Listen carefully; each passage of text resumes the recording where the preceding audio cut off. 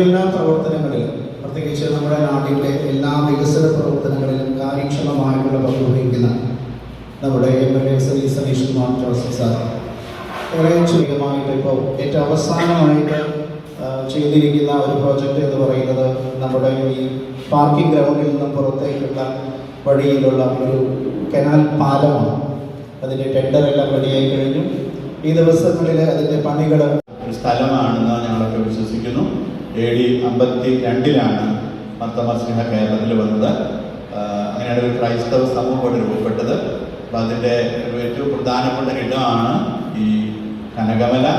അപ്പോൾ ഈ കനകമലയിലെ തീർത്ഥാടനത്തിന് വൈദ്യുതി വിതരണവും കുടിവെള്ളവും ഉണ്ടാക്കാനായിട്ട് ഉള്ള കാര്യങ്ങൾ അഭിപ്രായങ്ങളോട് ആദ്യമായിട്ട് ഇതിനാണ് സൂചിപ്പിക്കാനായിട്ടുള്ളത്.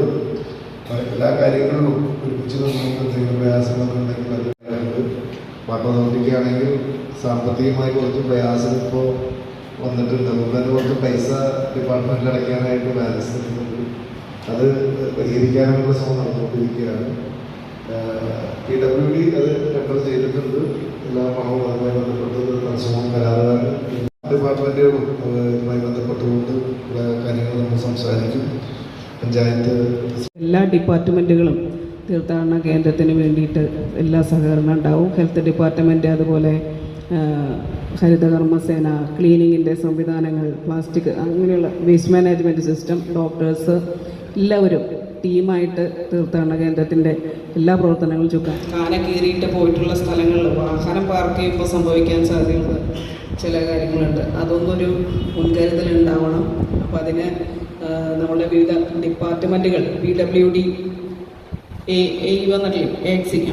ടാക്സി അടക്കമുള്ള ആളുകൾ പോയി സന്ദർശിച്ച് അപകടമുള്ള സ്ഥലങ്ങൾ നോട്ട് ചെയ്ത് അവിടെ എന്താണോ പ്രാഥമികമായിട്ട് ചെയ്യേണ്ടത് വെച്ചാൽ അവരുടെ ബോട്ടിലുകൾ വരെ നമ്മൾ നിരോധിച്ചതാണ് എന്ന് അറിയിക്കാൻ വേണ്ടിയിട്ടുണ്ട്. അതുപോലെ മറ്റേ ഡിസ്പോസബിൾ ഗ്ലാസ് ഉണ്ടല്ലോ, അതൊക്കെ നമ്മൾ പഞ്ചായത്തിന് നിരോധിച്ചതാണ്.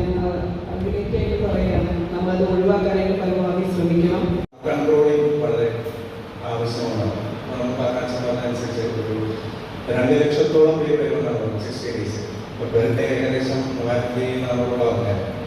കാരണം ഓരോ മണിക്കൂറിൽ കൗണ്ട് ചെയ്താൽ ഒരു 150 ആൾക്കാരെ കൗണ്ട് ചെയ്യും. അപ്പോൾ നമുക്ക് അതിന് മേലുള്ള ചെറിയ ഏരിയയിൽ നമ്മൾ ആദ്യം ചെല്ലുന്ന ഒരു ബാരിക്കേഡ് എല്ലാ വർഷവും കിട്ടുന്നവരെ കിട്ടുന്നു. അപ്പോൾ നമുക്ക് ഇല്ലീഗൽ എൻട്രീസ് നമുക്ക് വളരെ അങ്ങനെ കുറയ്ക്കാൻ പറ്റും. കാരണം നമുക്ക് രാത്രിയിൽ നിന്നും പ്രായമായവരെ വരാറില്ല, പക്ഷേ നമുക്ക് +2 വരെയുള്ള കുട്ടികളുണ്ട്. രാത്രിയിലെ ചർച്ചയിൽ വന്നതിന് ശേഷം പലപ്പോഴായിട്ട് ഇതിലേക്ക് നമസ്കരിക്കാൻ നമ്മൾ കാട്ടിൻ്റെ പല ഭാഗത്തു നിന്നായിട്ട് നമ്മൾ പിടിച്ചിട്ടുണ്ട്.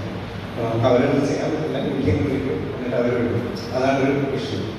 +2 എത്ര പാർക്കിംഗ് സൗകര്യം ഉണ്ടെങ്കിലും നമ്മുടെ ആളുകൾ പെട്ടെന്ന് റോഡ് സൈഡിൽ നിർത്തിയിട്ട് പോകുന്നൊരു ശീലമാണ് കണ്ടുവരുന്നത്. അപ്പോൾ അത് അത്യാവശ്യമാണ്. പിന്നെ രാത്രി കാലങ്ങളിലും ഇവിടെ തീർത്ഥാടകർ വരുന്നുള്ളത് കൊണ്ട് സ്ട്രീറ്റ് ലൈറ്റ് അത്യാവശ്യമാണ്.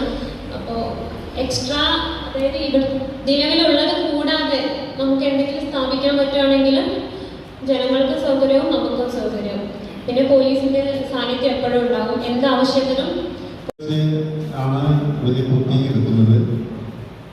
അത് നമ്മുടെ അയൺ പോസ്റ്റിന് അടുത്തൊന്നും ഇടാതെ, മാത്രമല്ല പരമാവധി ഒഴിവാക്കാണ് പറയുന്നത്. അങ്ങനെ കുത്തി എന്തെങ്കിലും തടസ്സം പറയാനുണ്ടെങ്കിൽ അത് കൃത്യമായിട്ടൊന്ന് അറിയിക്കണം. അത് കൃത്യമായി ഉറപ്പുവരുത്തണം. പിന്നെ ഫോറസ്റ്റ് ഡിപ്പാർട്ട്മെൻറ്റ് എല്ലാ കാര്യങ്ങളും സംസാരിക്കുന്നതെല്ലാം ഇതിലും ഇവിടെ ചെയ്യാമെന്നുള്ള നിലപാടെടുത്തിട്ടുണ്ട്. പിന്നെ ബാരിക്കേഡൊക്കെ വിട്ട് ഉള്ളിലൊക്കെ പോകുന്ന നല്ല ഫൈനുകൾ ചെയ്തു. അതൊന്നും കമ്മിറ്റിയും ഞങ്ങളാരും ഉത്തരവാദികളല്ല. കൃത്യമായി നിങ്ങളുടെ നിയമം പാലിക്കുന്നതുകൊണ്ട് ഒരു തടസ്സവും ആ കാര്യത്തിൽ ആർക്കില്ല.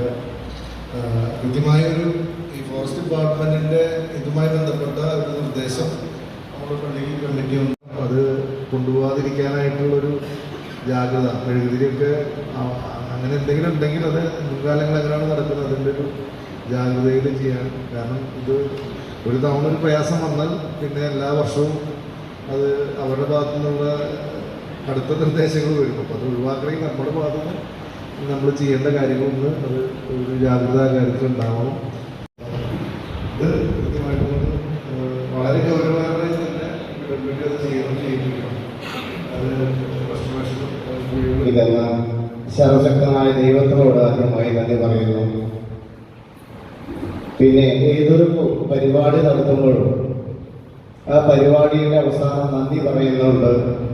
ആ നന്ദി സൂചിപ്പിക്കുന്നത് ആ പരിപാടിയിൽ പങ്കെടുത്ത വ്യക്തികൾക്ക് കൊടുക്കുന്ന ഒരു സമ്മാനമാണ്. അപ്പോൾ ആ സമ്മാനം സ്വീകരിച്ച് എല്ലാവരും പോകണമെന്ന് ഞാൻ ആഗ്രഹിക്കുകയാണ്.